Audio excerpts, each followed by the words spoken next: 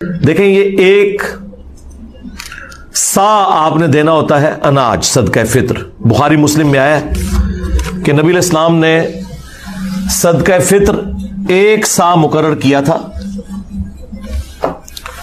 اناج جو کی شکل میں، گندم کی شکل میں، کھجور کی شکل میں، پنیر کی شکل میں، کشمش کی شکل میں، یہ ساری چیزیں بخاری مسلم میں آئی ہیں.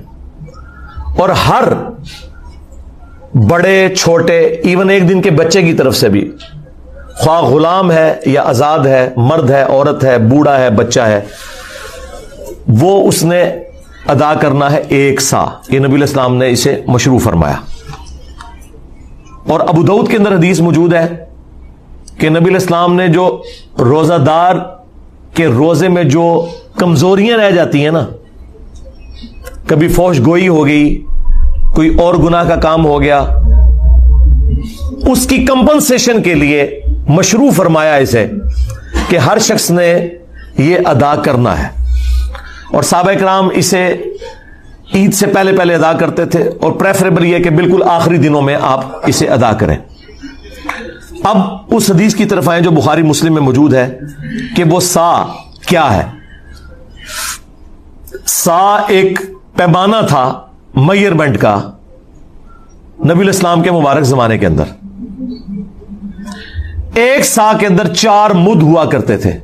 جس طرح ہمارے زمانے میں 1 کلو گرام کے اندر 4 پاؤ ہوتے ہیں. 1 کلو گرام ہم کتنا لیتے ہیں؟ 1000 گرام. اور 1 پاؤ کتنا ہے؟ 250 گرام. 250 والے 4 ہوں تو 1 کلو گرام بن جاتا ہے. بالکل اس طریقے سے اس زمانے میں 4 مد مل کر ایک سا بنایا کرتے تھے. اور یہ میئرمنٹ تولنے کے اعتبار سے نہیں ہوتی تھی، ماپنے کے اعتبار سے ہوتی تھی. یعنی گڈویاں بنی ہوئی تھیں. جس طرح ہم بھی بچپن میں کبھی محلے میں وہ بیر بیچنے آتا تھا تو وہ گڈویاں بھر کے نا وہ دیتے ہوتے تھے. آج کل تو تول کے ہوتے ہیں نا، گڈویوں کے ذریعے ہوتے تھے. ابھی بھی گڈویوں والا ہے ماپنے والا. دودھ کے کیس میں 1 لیٹر کا ہم نے پیمانہ رکھا ہوا ہے. 1 لیٹر کے اندر 1000 ملی لیٹر ہوتے ہیں. لیکن ہم غلط العام میں پتا اسے کیا کہتے ہیں؟ 1 کلو دودھ دے دو. حالانکہ اگر آپ 1 کلو دودھ لے رہے ہیں تو وہ 1 لیٹر دودھ سے کم ہوگا، کیونکہ دودھ کا وزن پانی سے زیادہ ہوتا ہے. ہاں 1 کلو گرام پانی اور 1 لیٹر پانی یہ اپنے وزن میں برابر ہوں گے، کیونکہ وہ 1 لیٹر پیمانہ رکھے یہ گیا ہے کہ سٹینڈرڈ پانی کو مانا گیا ہے کہ پانی کا جو وزن ہے نا 1 کلو گرام جو ہو، وہ پانی جتنا والیوم گھیرتا ہے، جتنی جگہ گھیرتا ہے، اسے 1 لیٹر قرار دے دیا گیا اور وہ پیمانہ بن گیا اس کا. لیکن دودھ تو پانی سے تھوڑا وزنی ہوتا ہے. تو دودھ اگر آپ 1 کلو گرام لیتے ہیں نا، 1 کلو گرام دودھ، تو وہ آپ کو 1 لیٹر پانی یا 1 لیٹر جو دودھ ہونا چاہیے تھا اس سے کم پڑے گا، کیونکہ اس کا وزن زیادہ ہے. وہ پہلے ہی پورا ہو جائے گا. ٹھیک ہو گیا؟ یہ میں نے آپ کو کلیریفائی کر دیا. اچھا اب آ جائیں اس طرف. تو اب عرب ملکوں کے اندر تو یہ آج ظاہر ہے وہ عرب کے لوگ پھر اپنی اس ڈکشنری کو ٹرانسفر کر کے باقی لوگوں کو بتاتے ہیں یہ پیمانے تو ان کے تھے. تو اس میں جو سعودی عرب کی فتویٰ کمیٹی ہے نا، اس نے باقاعدہ اس کی کیلکولیشن کی ہے 2600 گرام. یہ فتویٰ کمیٹی نے جو ڈاکومنٹ نکالا نا، ویسے تو اگر یہ پورا 2500 گرام ہوتا تو ہم کہہ دیتے 2.5 کلو، لیکن انہوں نے نکالا ہے اس کا 2600 گرام، یعنی 2.5 کلو کے اوپر 100 گرام. ایک کیلکولیشن یہ چل رہی ہے. ایک اور کیلکولیشن ہے جس میں ذرا پرانے زمانے کی ہے، وہ کنورژن کرتے ہیں نا، 2750 گرام بن رہا ہے، یعنی 2.25 کلو. اور ایک تیسری کیلکولیشن میں 2400 گرام بن رہا ہے، جس میں 1 مد 600 گرام کے برابر ہے، تو وہ 4 مد ایک ساتھ مل کے 2400. تو یہ 3 یعنی چل رہے ہیں 2400 گرام، 2600 گرام، 2750 گرام. یہ 2750 جو ہے یہ سیف سائڈ کے اوپر ہے، یہ 2.25 کلو ہے. ٹھیک ہے؟ تو 2750 گرام یعنی کہ 2.25 کلو یہ اپروپریٹ ہے. ایک سا 2750 گرام 2.25 کلو. اور اگر زیادہ احتیاط آپ نے کرنی ہے راؤنڈ آف کر لیں, 3 کلو ہی دے دیں. 3 کلو کھجور بھی دے سکتے ہیں, ظاہر ہے وہ تو مہنگی پڑے گی, 600 روپے کلو کھجور آلموسٹ ہے 1800. آٹا کتنا کلو چل رہا ہے جی؟ 150. تو اگر آٹا لیں گے 300 تو 450 روپے بن جائے گا. ٹھیک ہے. کشمش لیں گے تو ہزاروں میں بنے گی, پنیر لیں گے ہزاروں میں بنے گی. اچھا یہ سب پھر وہ آپ نے 2.25 کلو یا 3 کلو سب کے لیے وزن ایک ہی ہے, ایک سا, کیونکہ بخاری مسلم میں ہے کہ ایک سا دیتے تھے اناج, اور پھر ساتھ یہ ہے کشمش, پنیر, کھجور, گندم, جو اناج ہے وہ سارے کا سارا اس میں آتا ہے. وزن وہی رہے گا 2.25 کلو یا راؤنڈ آف کر کے 3 کلو.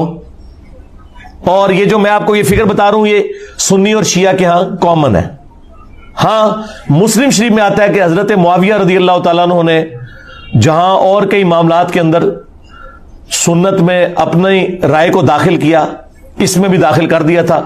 انہوں نے کہا تھا کہ جی ہمارے والی جو گندم ہے وہ اعلیٰ کوالٹی کی ہے, لہذا ہم آدھی گندم دیا کریں گے. تو ابو سعید خدری اس پہ ناراض ہوئے. انہوں نے کہا کہ میں جو چیز رسول اللہ سے سن چکا ہوں اور آپ کے حکم پہ عمل کر چکا ہوں, میں تو مرتے دم تک ایک سا ہی دیا کروں گا صدقہ فطر. تو شکر الحمدللہ ماموں پارٹی بھی ایک سا ہی دیتی ہے آج. ہاں وہ ماموں کے مطابق نہیں چل رہے بلکہ بخاری مسلم کے مطابق چل رہے ہیں. تو وہ آپ نے نصف سا نہیں کرنا کہ جی وہ والی گندم سستی ہے تو وہ والی مہنگی ہے. گندم جو آپ کھاتے ہیں وہ.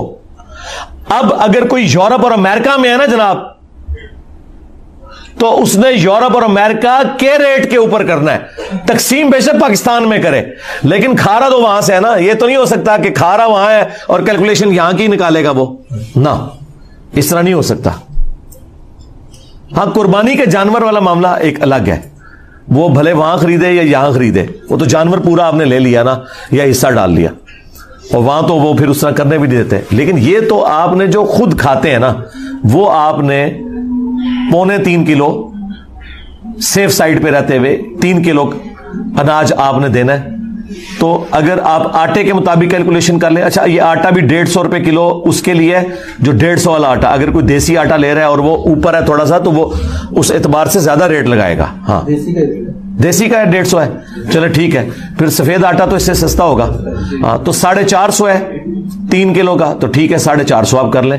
اور اگر آپ افورڈ کر سکتے ہیں تو راؤنڈ آف کر کے 500 دیں, زیادہ دینے میں کوئی گناہ نہیں ہے, ہاں کم میں مسئلہ ہے. اور یہ آپ کے روزے کے اندر جو کمزوریاں ہیں نا ان کا کفارہ بنے گا, یہ ذہن میں رکھیے گا. اس کے بغیر آپ کے روزے قبول نہیں ہوں گے, ان کی کمزوریاں کمپنسیٹ نہیں ہوں گی. اور اگر اس دن بھی کوئی بچہ آپ کے گھر پیدا ہوا ہے نا, اگرچہ اس نے روزہ رکھنا ہے یا نہیں رکھنا, جو بچے روزہ رکھنے والے ہیں نہیں رکھنے والے, بوڑھے رکھنے والے نہیں رکھنے والے, ہر ایک کی طرف سے گھر کے سربراہ نے وہ دینا ہے. ہاں یہ ذہن میں رکھیے گا.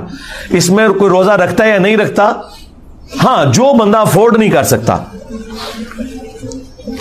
اس کے لیے کوئی نصاب نہیں ہے زکات والا کہ ایک بندہ کہے کہ میں امیر ہوں گا تو ہی میں دوں گا. نہیں, ایک عام آدمی بھی دے گا. عام آدمی جو 2 وقت کی روٹی اپنی چلا رہا ہے اس کے لیے ایک صدقہ فطر کے برابر اللہ کی راہ میں خرچ کرنا کوئی مشکل نہیں, وہ دے گا. کس کو دے گا؟ اپنے سے زیادہ غریب لوگوں کو دے گا. اس میں جو امام شافعی نے تھوڑا سا غلو کیا اور اہل حدیث بھی حنفیوں کی ٹسل میں اس طرف چل پڑے کہ چونکہ احادیث کے اندر اناج آیا لہذا اس کے ایکویلنٹ پیسے نہیں نکالے جا سکتے. آپ کو پتا ہے یہ بات, اہل حدیث کہتے ہیں کہ اگر کسی نے 2.5 کلو یا 2.25 یا 3 کلو اناج کے پیسے دے دیے تو اس کا صدقہ فطر ادا نہیں ہوگا. حنفی کہتے ہیں نہیں, پیسے بھی دے سکتے ہیں اور آپ اناج بھی دے سکتے ہیں. میرا موقف امام حنیفہ کے ساتھ ہے. یہ جو اہل حدیث نے مسئلہ کھڑا کیا اور امام شافعی سے مستعار لیا حنفیوں کی ٹسل میں, یہ بالکل باطل ہے. مجھے بتائیں اب جتنی آبادی ہو چکی ہوئی ہے, اگر آپ اسے راشن میں ٹرانسلیٹ کرنا شروع کر دیں پھر تو مدرسوں اور مسجدوں کے باہر لا کے بڑے ٹرک اور کنٹینر کھڑے کرنے پڑیں گے. یہ پاسبل ہے آج کے دور کے اندر. اور پھر جن مولویوں کو آپ مسجد میں جاتے ہوئے پیسے دے رہے ہیں ان سے پوچھیں کہ یار تم نے اتنا جو اکٹھا کیا ہے پیسہ, بعد میں راشن لیتے ہو پھر اس کا, ہو سکتا ہے آپ کو کہہ دیں ہم لیتے ہیں, لیکن لیتے کوئی نہیں ہوں گے. کون لے گا یار؟ لاکھوں روپے کے تو انہیں بڑے بڑے کنٹینر گندم کے اور وہ آٹے کے لینے پڑیں گے, اور بوریاں, پھر اس کو تقسیم کرنے کا تکلف کون اٹھائے گا؟ اور یہ آٹا اتنا نہیں ہے کہ یہ خود کھا لیں, کتنا کھائیں گے؟ یہ تو سینکڑوں سال تک کھاتے رہے, تو جتنا انہوں نے اکٹھا کیا ختم نہیں ہونا. اور بس وہ پیسے لگا رہے ہیں اپنی گاڑیوں کے پیٹرول کے اوپر اور اپنے گھر کے بجلی کے بلوں کے اوپر. تسی خوش ہو, صدقہ فطر ادا کرتا ہے, تسی ہوندے رہو وہ خوش.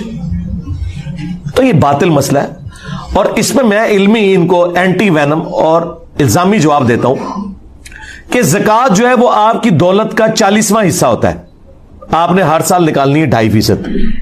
تو مجھے بتائیں, کیا ہم سونے کی زکوٰۃ جب نکالتے ہیں تو اس سونے کو توڑوا کے اس کا 40واں حصہ دیتے ہیں, یا اس کے برابر کرنسی دیتے ہیں اللہ کی بارگاہ میں؟ کرنسی. ادھر کبھی کسی اہل حدیث نے نہیں کہا کہ جی نہیں, وہ سونے کے بدلے سونا ہی دینا ہوتا ہے, کیونکہ زکوٰۃ تو سونے کے اوپر ہے اور سونا نکالنا ہے, چاندی کے بدلے چاندی نکالنی ہے. وہاں تو کوئی نہیں کہتا. وہ کیا کہتے ہیں جی, ایکویلنٹ ہی ہے جی اس کے. ہاں, ایکویلنٹ ہی ہے اس کے. تو یہ بھی ایکویلنٹ ہے. ایک غریب آدمی کو آپ راشن ڈلوا دیں, ایک غریب آدمی کو راشن کے پیسے دے دیں, یہ ایکویلنٹ ہے صدقہ فطر کے بھی.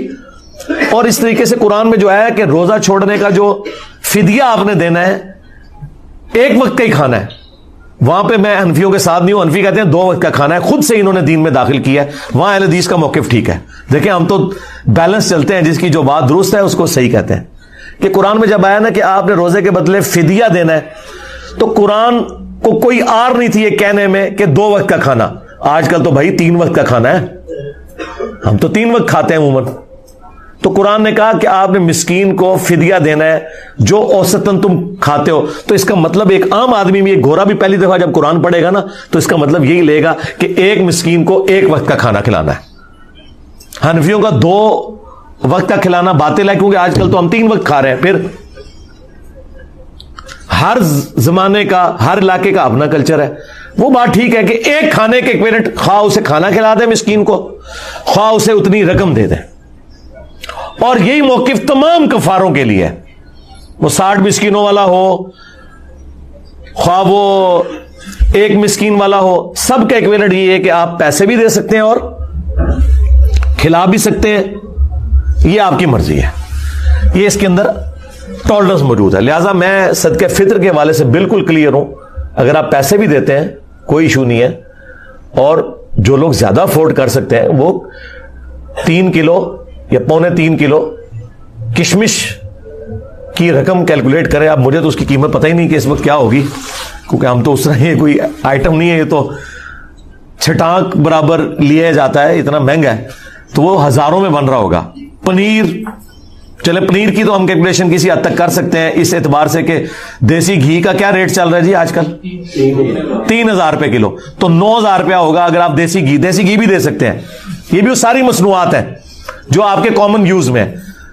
تو کسی کو زیادہ شوق ہے خرچ کرنے کا اور اسی مد میں, تو 9,000 روپیہ ایک گھر کے فرد کی طرف سے بے شک دے. 3 کلو دیسی گھی, جو چیزیں آپ کے کھانے کے یوز میں ہیں, اناج کی شکل میں ہو, کیونکہ وہاں پنیر آیا تھا نا, تو وہ آپ دے سکتے ہیں. وہ آپ کی مرضی, جس طریقے سے آپ مرضی کریں. وہ اللہ تعالیٰ نے آپ کو ٹالرنس دی ہوئی ہے, لیکن بہتر یہی ہے کہ آپ وہی چیزیں جو احادیث کے اندر آئی ہیں, جو کشمش, پنیر, گندم اور اسی کی فارم آٹا, کھجور, یہ آپ دے سکتے ہیں. کھجور کی کیلکولیشن چلے آسان ہے, جو اچھی والی تھوڑی سی نارمل کھجور ہے وہ 600 روپے کلو ہے, تو 1800 بن گیا. چلے 2,000 روپے آپ فیکس دے دیں. ضروری ہے آپ نے 500 دینا, 2,000 بھی دیں فیکس. اور ہر گھر کے ہر فرد کی طرف سے آپ نے دینا ہے.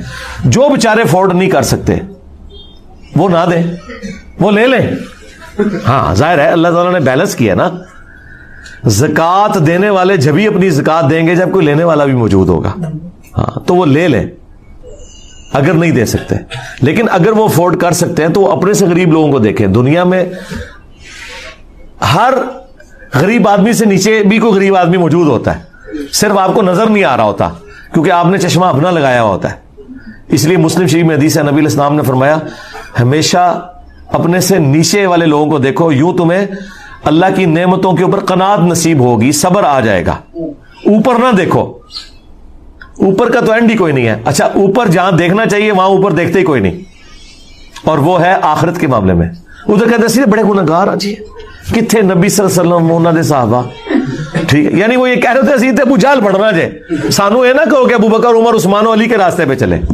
جہاں ہمیں کوشش کرنی چاہیے اعلیٰ درجے کی کہ ہم پیغمبروں کا پڑوس جنت میں حاصل کریں, وہاں کہتے ہیں سیدھے بڑے گناہگار, اور دنیاوی معاملات میں دوسری طرف چل پڑتے ہیں. یہ انسان اپنے آپ کو دھوکہ دے رہا ہوتا ہے, اس سے زیادہ کچھ نہیں ہے.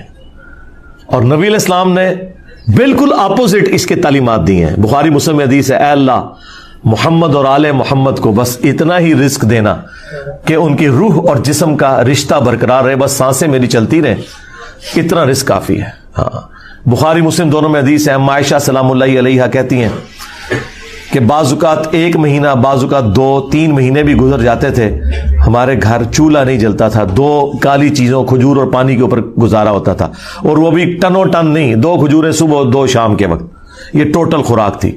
اور ایک میٹھا پانی کا پیالہ جو اس زمانے میں کئی میلوں سے پیدل بھر کے لانا پڑتا تھا, تکلیف دہ کام تھا, اس لیے پانی بھی کوئی تھوک کے صاف سے نہیں تھا جو آج آپ ٹوٹیاں کھول دیتے ہیں. پانی میٹھا بھی ایک ایشو تھا. یہ ٹوٹل ان کا ایک سرمایہ تھا. اور پھر وہ رکت انگیز حدیث جو بخاری مسلم کی ہے, جب نبی علیہ السلام اپنی بیویوں سے ناراض ہو کے گھر کے اوپر والے حصے میں شفٹ ہو گئے, جس میں صرف ایک مشکیزہ کونے میں لٹک رہا تھا اور ایک برتن پانی والا اور ایک چٹائی, اور اس پہ نبی علیہ السلام آرام فرما تھے, اور آپ کے اوپر کرتا بھی کوئی نہیں تھا, صرف تہمت باندھی ہوئی تھی, آپ لیٹے ہوئے ہیں. حضرت عمر اجازت لے کے جب گئے, آپ نے ایلا کیا تھا, 1 مہینے تک بیویوں سے ناراض ہوئے تھے کیونکہ بیویوں نے ڈیمانڈ کی تھی کہ اب تو ہمیں وسعت ہو چکی ہے, ہمارا خرچہ بڑھائیں, لیکن حضور تو فقر کی زندگی گزار رہے تھے. اور پھر اللہ تعالیٰ نے اپنے نبی کا ساتھ دیا ہے, ان کی بیویوں کا ساتھ نہیں دیا. سورۃ الاحزاب کی آیات نازل کی کہ اے نبی اپنی بیویوں سے فرما دو کہ اگر تم دنیا اور اس کا مال چاہتی ہو تو آؤ میں تمہیں یہ مال دے کے رخصت کر دیتا ہوں, طلاق دے دیتا ہوں, اور اگر تم اللہ, اس کا رسول اور آخرت کا گھر چاہتی ہو تو اسی طرح گزارا کرنا ہوگا, کیونکہ اجر بھی تو ڈبل ہونے والا ہے نا. تو نبی علیہ السلام 1 مہینے تک ناراض رہے گھر کی چھت پہ. اسی میں ہی حدیث میں بخاری مسلم میں آتا ہے کہ سیدنا عمر نے جا کے اپنی بیٹی کو بھی ڈانٹا, سیدہ حفصہ کو, باقی بیویوں کے ساتھ بھی جا کے تھوڑی مس ہینڈلنگ کی. بعد میں وہ پھر پچھتاتے بھی تھے, مجھے کیا یہ رائٹ پہنچتا, چلو میں اپنی بیٹی کو تو ڈانٹ سکتا ہوں, باقی بیویوں کو میں کیسے. لیکن وہ حضور کی محبت میں آپ پتہ ہے حضرت عمر تو پھر میرے سے زیادہ جذباتی تھے. تو اب وہ کہتے ہیں کہ میں نے ارادہ کیا میں حضور کو کوئی ایسی بات کروں کہ حضور مسکرائیں, کیونکہ آپ تو بڑے سیریس موڈ میں بیٹھے ہیں. تو میں نے جاتے ہی کہا یا رسول اللہ دیکھیں جب تک ہم مکے میں تھے نا ہماری بیویاں کتنی ہمارے کنٹرول میں تھیں, لیکن یہ انصار کی بیویاں تو اتنی تیز ہیں کہ انہوں نے اپنے مردوں کو دبا کے رکھا ہوا ہے, اور ان کو دیکھ دیکھ کے ہماری بیویاں بھی ہم پہ شیر ہو گئی ہیں. تو حضور اس بات کے اوپر مسکرائے, کہتے ہیں مجھے تھوڑی تسلی ہوئی کہ حضور کا موڈ تھوڑا بہتر ہو رہا ہے. تو پھر انہوں نے گپ شپ شروع کر دی. پھر نبی علیہ السلام کی جب وہ حضور پھر اٹھ کے بیٹھے جب, تو آپ کے کندھے کے اوپر چٹائی کے نشان تھے, اوپر کرتا بھی نہیں تھا, یا اگر چادر تھی تو چادر تو پھر اس طرح لی جاتی ہے تو احرام کی شکل میں بعض اوقات تو وہ نشان. حضرت عمر نے رونا شروع کر دیا کہ یا رسول اللہ آپ اللہ کے رسول ہیں اور آپ کی یہ حالت ہے, اور کیسر و کسرا دنیا کے مزے لوٹ رہے ہیں, اور آپ اللہ کے پیغمبر ہو کر دنیا اور آخرت میں انسانیت کے سردار ہو کر آپ کی حالت ہے. تو نبی علیہ السلام نے ایک جملہ بولا, بڑا سخت جملہ تھا. آپ نے فرمایا لگتا ہے عمر دنیا کی حقیقت ابھی بھی تم پر نہیں کھلی. باقی بابے تو شاہی کوئی نہیں, تبھی تو یہ نذرانے بٹور رہے ہیں. حضرت عمر پہ تو پھر بھی کھل گئی یہ جملہ سن کے, ان پہ آج تک نہیں کھلی. آج تک آپ کے چندے بٹور رہے ہیں, آپ کے چندوں کے اوپر عیاشیاں کر رہے ہیں, اور آپ کہتے ہیں ہمیں کچھ دیں گے, آپ ان کا چندہ بند کریں یہ روڈوں پہ آ جائیں گے. ہاں وہ کہنے سے نا بابا جی کے لاہور ایک بابا پال رہے ہیں, میں کہ بابے کا چندہ آج بند کرو, انہاں مزارہ ہوتے کتے پھیرن کے, صفائی کرنے والا بھی نہیں تو لبے گا. ہاں لنگر کھوانا دور دی گل, کتے پھیرن کے ہوتے. نبی علیہ السلام نے فرمایا لگتا ہے عمر ابھی بھی دنیا کی حقیقت تم پر نہیں کھلی, کیا تم اس بات پہ راضی نہیں ہو کہ کیسر و کسرا یعنی رومنز اور پرشینز کے बादशाह दुनिया के मजे लूटें और हम आखिरत की सादत लूटें। सरकार ये जुमले फिर हजरत उमर ने ऐसे पल्ले बांधे हैं कि अपने दौरे खिलाफत में ना हराम खाया है ना किसी को खाने दिया, हाँ, टंड के रखे है। इसीलिए हजरत उमर की वफात के बाद फितने शुरू हैं। इन्होंने बनु उमैया को छुपाने के लिए कहा कि हजरत उस्मान की वफात फितनों का आगाज है। नहीं, हजरत उमर की शहादत, बुखारी मुस्लिम में हदीस है, मेरी उम्मत और फितनों के दरमियान दरवाजा उमर है। जब ये दरवाजा तोड़ दिया जाएगा तो उम्मत पे फितने शुरू हो जाएंगे। और वो फितना ये था कि हजरत उमर की जीरो टॉलरेंस थी, यानी कि मुझसे ज्यादा सख्त थे वो, ना हराम खाते थे ना खाने देते थे, जीरो टॉलरेंस थी, मैनेजमेंट बड़ी स्ट्रांग थी। हजरत उमर की शहादत के बाद वो मामलात उस तरीके से strictly managerial point of view से नहीं चल सके। इसलिए हुजूर ने फरमाया था कि मेरी उम्मत और फितरों के दरमियान दरवाजा उमर है। वालिदैन इहसाना, और अपने वालिदैन के साथ एहसान की रविश इख्तियार करो। कुरान में मेनली बड़े बड़े 4 मकामात जो मैंने बताया 10 कमांडमेंट्स में, चारों जगह पर तौहीद के बाद पहला हक अल्लाह ताला ने मां बाप का रखा है। यहां पे तो मुख्तसर बात है, लेकिन बाकी जगहों में मिलेगा कि अगर वालिदैन तुझे उकसाएं इस बात के ऊपर कि तू अल्लाह के साथ किसी को शरीक ठहरा, तो फिर मां बाप का भी कहना नहीं मानना। यानी मां बाप का हक भी अल्लाह के हक के अंदर अंदर है। दुनिया में मारूफ तरीके से उनके साथ चलना है, इवन मां बाप काफिर भी हो तो।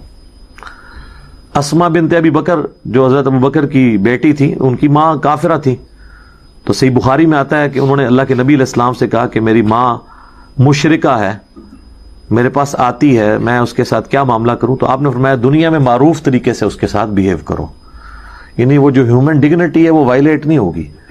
काफिर माँ बाप भी हैं, बीमार होंगे, आप उनका इलाज करवाएंगे, उनकी सेहत का ख्याल रखेंगे, उनके बाकी मामलात को देखेंगे, लेकिन बात आपने माननी है उस रब की जिसने आपको माँ बाप दिए, उस रब के पैगंबर की कि जो दुनिया पे उस रब का नुमाइंदा है सल्लल्लाहु अलैहि वसल्लम।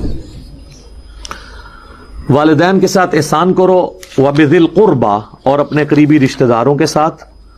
आप देखेंगे कुरान में माँ बाप के बाद हमेशा रिश्तेदारों का जिक्र जरूर आता है पहले नंबर पर, इसलिए कि रिश्तेदारों में जेलसी फैक्टर होता है। तो अल्लाह ने स्पेशली कहा है कि रिश्तेदारों के साथ जरूर उसने शुरू करना है। आप कई लोग देखेंगे अपने बहन भाइयों के साथ तो उनकी दुश्मनियां चल रही होती हैं और यारों दोस्तों को खिला पिला रहे होते हैं। तो इस्लाम में तो इसकी इजाजत नहीं है।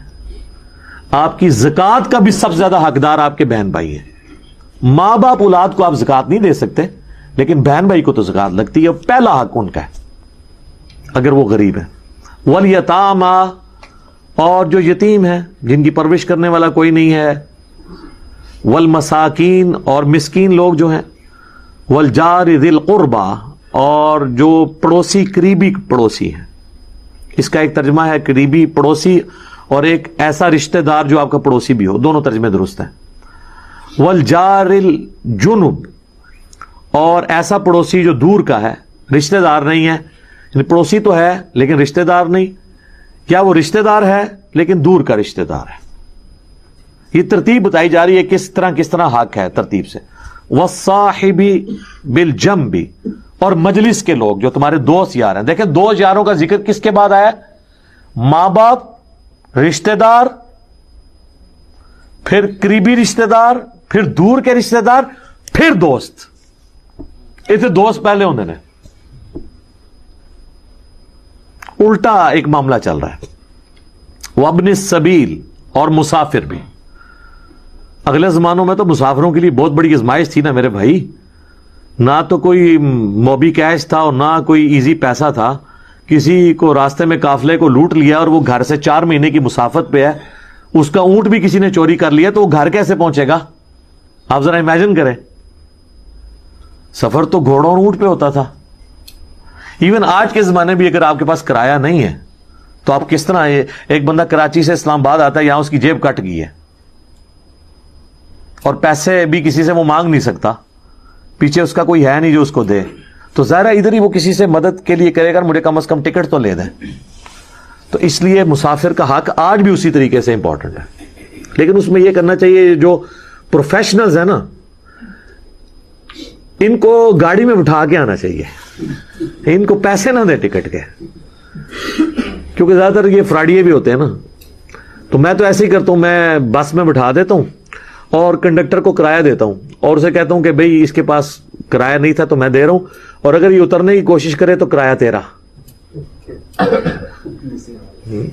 تو وہ اتر جائے بے شک, کنڈکٹر کو تو لگ ہی جائے گا نا, وہ تو بیچارہ پہلے محنت مزدوری کر رہا ہے. اچھا ہم لوگ محنت مزدوری کرنے والوں کو دیتے ہوئے کتراتے ہیں, اور جو ہم سے مفتہ مانگتے ہیں.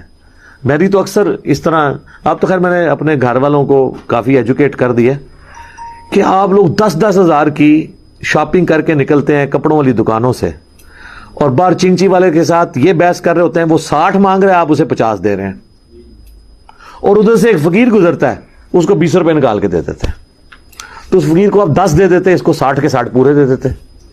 جو محنت مزدوری کر رہا ہے اس کا حق ہے. اور میرے تو اپنے زندگی میں اصول ہے, مجھے اگر کسی جگہ کے کرائے کا پتہ, چونکہ میں بھی پبلک ٹرانسپورٹ پہ ہی سفر کرتا ہوں, ٹیکسی پہ یا رکشے پہ یا آئی ایس پہ, تو چلیں فکس کرایہ ہوتا ہے. تو اگر اس نے پہلی دفعہ میں وہ کرایہ بتا دیا نا کہ یہ اتنا ہے, اور مجھے پتا ہے کہ اتنا ہی کرایہ ہے, میں کم بھی نہیں کرواتا. تو کئی بار لوگ ایک دم پریشان ہوتے ہیں.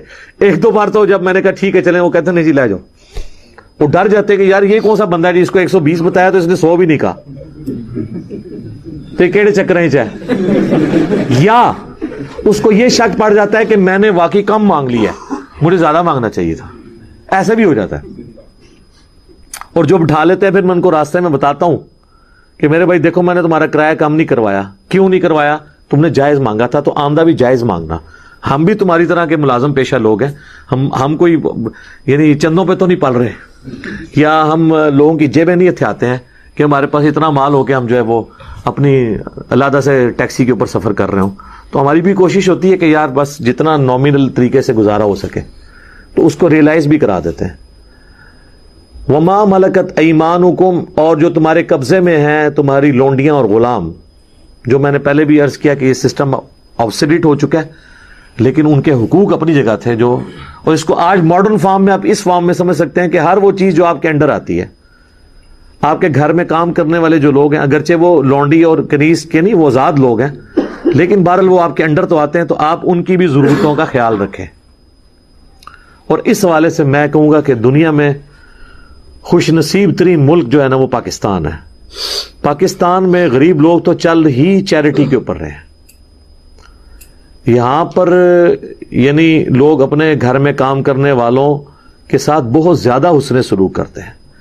اگر گھر والوں میں سے کوئی باہر سے آتا ہے تو وہ اپنے گھر میں کام کرنے والی جو عورتیں ہیں ان کے لیے بھی کوئی نہ کوئی گفٹ لے کے آتا ہے, ان کو بھی کچھ نہ کچھ کپڑے لے کے دے دیتے ہیں.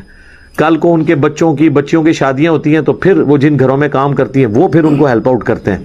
اور یہ آلموسٹ ہر جگہ ہو رہا ہے, اور یہ ہمارے اس معاشرے کی خوبصورتی ہے, اس کلچر کی خوبصورتی ہے, اور اسلام کی دین ہے یہ کہ ظاہر ہے کہ خرچ تو وہی کرتا ہے جسے امید ہو آخرت میں ملنے کی, لیکن اس میں یہ چیز ہونی چاہیے کہ آپ اپنے ملازم کو زکوٰۃ اس نیت سے نہیں دے سکتے کہ اب یہ میرے ساتھ ضرورت سے بڑھ کے اس نے سلوک کرے چونکہ میں نے اسے زکوٰۃ دی ہے. زکوٰۃ اللہ کا حق تھا آپ پر, وہ اگر آپ اپنے ملازم کو دیتے ہیں نا تو اس کے اگینسٹ آپ اگر اس سے یہ تمنا کریں گے نا کہ اس کے اگینسٹ وہ میرے ساتھ زیادہ لائلٹی شو کرے, آپ کی زکوٰۃ فارغ ہو گئی, وہ نئے سرے سے دینی پڑ جائے گی. ملازمین کو زکوٰۃ دینے والا معاملہ بڑا خطرناک ہو جاتا ہے. ایک لمحے کے لیے بھی آپ کو یہ خیال آ گیا, چلے دل میں وسوسہ آنا اس پہ گرفت نہیں ہے, لیکن آپ نے اسے ایگزیکیوٹ کر دیا, اسے ڈانٹ دیا کہ تو میں فریج لے کے دیتا سی, تو فریج تو آپ نے لے کے دیا تھا زکوٰۃ کے پیسوں کا, تو اس پہ احسان کیسا؟ وہ تو آپ پہ احسان ہے اس کا کہ اس نے لے لیے, تاکہ آپ نے اللہ کا ایک فرض پورا کر لیا. تو ملازمین کو زکوٰۃ دیتے وقت یہ خطرہ لاحق رہتا ہے کہ ہر وقت کہ کہیں آپ کی بدنیتی آگے بیچ میں تو وہ فرض ہی فارغ ہو جائے گا, نئے سرے سے دینی پڑ جائے گی. یہ پھر اپنا خود بخود محاسبہ کرنا ہوگا. بعض لوگ یہ کرتے ہیں پھر اس کے اگینسٹ ان سے ڈبل مزدوریاں کروا رہے ہوتے ہیں, اور ظاہر ہے وہ تو بیچارے پسا ہوا طبقہ ہے تو انہوں نے تو کرنا ہی کرنا ہے. تو لہٰذا حسن سلوک والا معاملہ ان کے ساتھ ضرور کریں. وہ اکثر لوگ پوچھتے ہیں. ہاں جو غیر مسلم آپ کے گھروں میں کام کر رہے ہیں ان کو آپ اپنی زکوٰۃ نہیں دیں, لیکن صدقہ اور خیرات تو ان کو دے سکتے ہیں, عام صدقہ اور خیرات, اور آپ کو ثواب بھی ہوگا اس کے اوپر. زکوٰۃ اسپیسیفکلی مسلمانوں کا حق ہے کہ پہلے ان کو دی جائے. البتہ اگر مسلمان امیر ہو جاتے ہیں یا ان کی بیسک نیڈز پوری ہو جاتی ہیں پھر آپ غیر مسلم کو بھی زکوٰۃ دے سکتے ہیں. ان کو کہا جاتا ہے مؤلفۃ القلوب، تالیف قلب کے لیے ایسے لوگوں کو زکوٰۃ دینا تاکہ وہ اسلام کی طرف مائل ہوں، تو ان کو بھی زکوٰۃ پھر دی جا سکتی ہے. لیکن یہ اس صورت میں جب مسلمانوں سے آپ فارغ ہو بیٹھیں. یہ نہیں ہے کہ مسلمان ذلیل ہو رہے ہیں اور آپ غیر مسلموں کو زکوٰۃ دے رہے ہیں. پہلا حق ان کا ہے کہ ان کو زکوٰۃ دی جائے. باقی جو عام جتنی بھی نفلی عبادات ہیں، چاہے قربانی کا گوشت ہو، صدقہ اور خیرات ہو، عقیقے کا کھانا ہو، عام جو نظر نیاز اللہ کی راہ میں آپ دیتے ہیں، 11ویں نہیں اللہ کے لیے، جو وہ سب کی سب آپ غیر مسلم کو بھی دے سکتے ہیں. اس کو بھی کھلانے کا ثواب ہے. قرآن میں دیکھیں جگہ جگہ